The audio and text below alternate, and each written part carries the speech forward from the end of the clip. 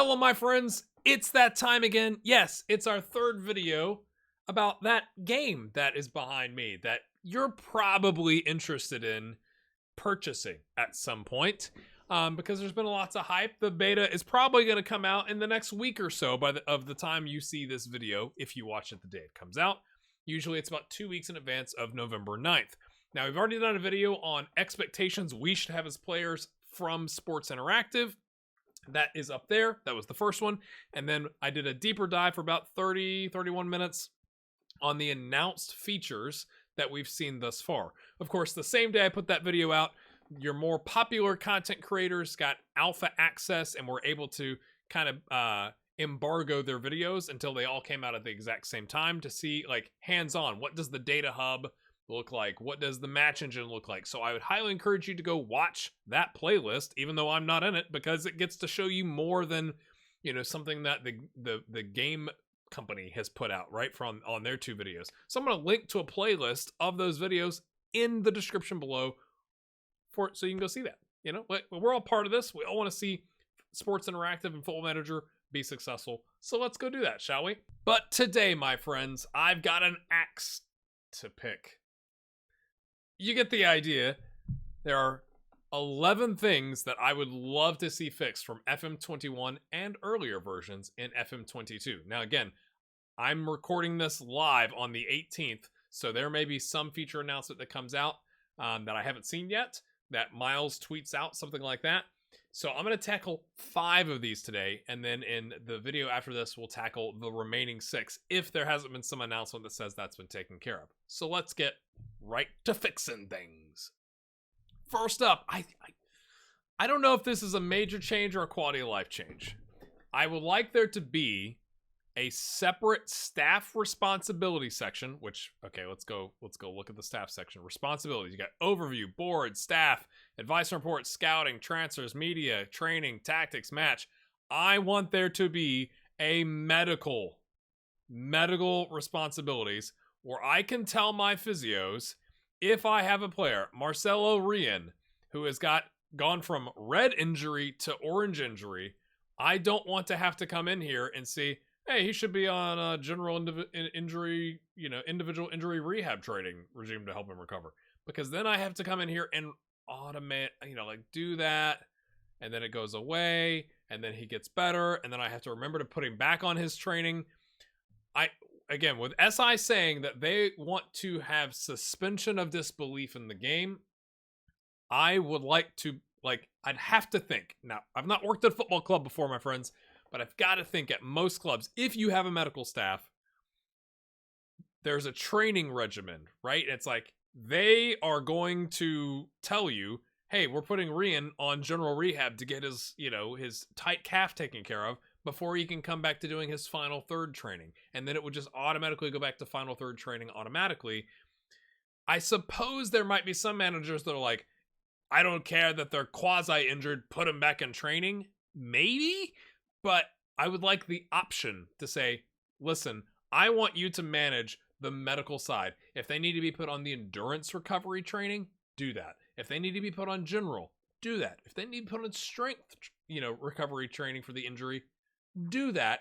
And then let me know. Like, maybe give me a thing in the inbox that says, hey, Marcelo Rian's back from his injury. We've already put him on this. Ding. And when he is fully recovered, hey, he's fully recovered. Do you want him to go back on what you had him on? That would be such a simple change, and I really, really wish they would do it. Again, I say it's a simple change, but that's an entirely separate responsibilities thing and probably has to be coded into the engine and whatever. But that would be, that seems like a small thing. Like, dude, like, how many players get injured? But it's like, it's just going, like, every time you get a little knock, if you want to maximize their physical recovery, you got to put them on general injury rehab, and then remember to put them back onto individual training.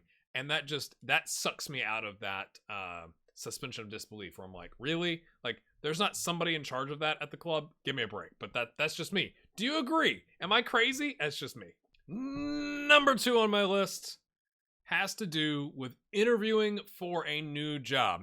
Now, I brought this up before, and someone left a comment and said, like, well, you can see it on this one way when you're interviewing at the club. But I just have to think Sports Interactive knows that there's some players that do journeymans where they bounce around a lot, or maybe when you're first starting, you start off unemployed and you just want to pick a club, any club, and you go from there. And I think there's a little bit of a disconnect. If you get this recommended available jobs from your personal assistant, because you've definitely got one when you're first starting out, it talks about the wage bill, but not the wage budget. And then when they offer you the job, there is a wage budget, but it doesn't tell you what they're currently spending. And I've got to think it would be made abundantly clear to a new manager, like as they're sitting across the conference table, to go, okay, we are only going to spend this much. And by the way, we're currently spending this much. So you've only got this much wiggle room. And like, maybe you could look at the squad and go like, okay, on average, if I was going to improve with a regular starter, they make 4,000 euros a week. Do I have room? Something like that. I just feel like the transfer budget and wage budget as part of interviewing could be more in front. Now, I'm sure, again, there's probably some clubs that's like, you are just the manager. You will deal with what we put in front of you. And that's where that suspension of disbelief a little bit with FM, I think, goes just a little bit, where it's like, we're also kind of, in some cases, if you don't have a director of football and you let them make all the decisions, you're also kind of playing director of football manager and tactics manager. Does that make sense? Like 2 games in one. I just think they would make that abundantly clear. It's like, this is where we're at. We're actually going to have to cut the wage budget down. Like, giving a heads up that, oh, by the way, you're over the wage budget and we have 0 transfer budget. So that's going to be a bit of a problem. Because I've also, if I'm remembering correctly, had issues with clubs like 6 months later, they're like, we're still over the wage budget. It's like, you hired me outside of a transfer window with no transfer budget, and we're over the wage budget. You can't complain to me about being over the wage budget. That doesn't make any sense, does it? Like, I can't just get players to leave, So I think more clarity on that would be very nice. Third on my list, and I think I said this last year, is I feel like maybe I'm alone in this. So if you agree with me, drop a comment. Be like, yep, that bothers me too. But maybe it's just me. I so badly want to see a number of minutes on a player's history. Because, again, I'm using Ivaldo here from Bahia as an example. He had 6 appearances, 1 goal, 6-7-3. 1 goal every 6 doesn't sound good. Well, okay, they have 4 subs. But again, were those subs in the 45th minute or in the 89th minute? Probably more towards the 89th minute. So is it like, it's hard to get like a clear picture of what a non-full starter, like a regular starter at some other club that you're scouting, that you're trying to bring in, what their actual impact is. And I just think that's a bit odd, because you have like XG, there's a lot of per 90 stats inside of the game and in football in general these days. Why isn't there a, per 90 or a total number of minutes in a season stat for players? Because that is going to paint a much, much bigger picture. Obviously, once you take a job, you can look at the number of minutes, but that doesn't do you any good with scouting. So this is more of a scouting issue going, well, hey, like, if I could go to Transfermarkt and see when a player was substituted on, which I can, like, that is a thing. I can go do that right now in reality. Why can't my scouts tell me how many minutes the player has played on average over the last 3 seasons? Because that's going to clarify their goals, their assists, their whatever, yellow cards, players of the match, tackles. I'd love to see other stats up here, to be honest with you. Like, if I'm looking at a center back, do I really care how many assists they've got unless I'm looking at them for a wide center back? Like, I would much rather see, like, how many tackles, some other stats. Like, let me modify this screen to my pleasing, because I can do it on the squad screen, right? Like, we can go in on the squad screen and add and delete columns, and you can come up with your own custom view and all that kind of stuff. So why can't I do it on the screen when I'm scouting a player? Because it's natural. If I was looking again at a center back or a defensive midfielder, a ball-winning midfielder, I want to know how many tackles they successfully completed per 90. That would help me make a better decision. And I would ask my scouts that. I would say, hey, scouts, you happen to have the stat on that defensive midfielder we're looking at? Hey, Fabinho, how many tackles per 90 does he make? How many times does he win the ball back? Give me that stat as part of scouting on the history. It just seems like a simple, like, I'm not asking for something new to be coded. I'm just asking you to take the thing you have on the squad screen and add it to this. So I think that's a reasonably easy quality of life addition. But I'm really curious because I think this is the second or third FM I've said that. Do you agree or am I crazy? Before we wrap up the video, just a quick little interruption here. One way, if you're looking to support the channel that you can, is to actually purchase Football Manager 22 through my affiliate link. The link is in the description below. Here's how this works. Every year, before the game is released on this year, November 9th, you can get 10% off at any retailer. So like even if you just go to Steam and use Steam, you can get 10% off of the game before it's released. But if you want to get an additional discount, you can go to 2Game. Again, the link is in the description, and use, as you can see up there in step 2, code all caps with an A, gray hair, and you'll get 10% off an additional 10%. Does that make sense? So like you get the normal 10% price, that's that $49.49 that's up there, but you can also see the next line says discount gray hair, additional $4.95 off. So it's an additional 10% off. I do get a small cut. It is a way of supporting the channel. You can also go to patreon.com/grayhairgaming. The link to that is in the description, or become a YouTube member. That's a way of throwing $1 or $5 or $10 my way every month as a way of saying thanks. I appreciate your content. Thanks for watching. Now let's wrap up this video. Fourth on my list, you know I love some international management around here. I do think this is probably not going to happen for many years because it's almost like the international aspect of Football Manager is they just slapped like a cover on FM and called it international, but took away a lot of the features. Like it wasn't like they built a separate international management feature. It's like they took an existing set of features from the club game and like started deleting stuff, which is why I don't think it's as good. Like it reminds me of if you play Motorsport Manager, they have the Endurance Series DLC, which I never bought despite the fact that it's like $2 on Steam sale usually, because all of the reviews are essentially like all they did was take the normal length of time in the race and like make it longer. It's like it's not a DLC. Right, so that's kind of how I feel about international management, which might seem harsh, but that's just my opinion as a player who loves the international side of the game. So I have a couple things here. The first one, I've got it on the pool because I don't really have a better option to show you, but I wish you could negotiate, like when you go to call somebody up, like, hey, you're important to us, but I need to cap tie somebody else, so we're gonna call them up, but you're still in my plans. It's just okay, friendly wouldn't be fair, but like we're trying to integrate them into the squad.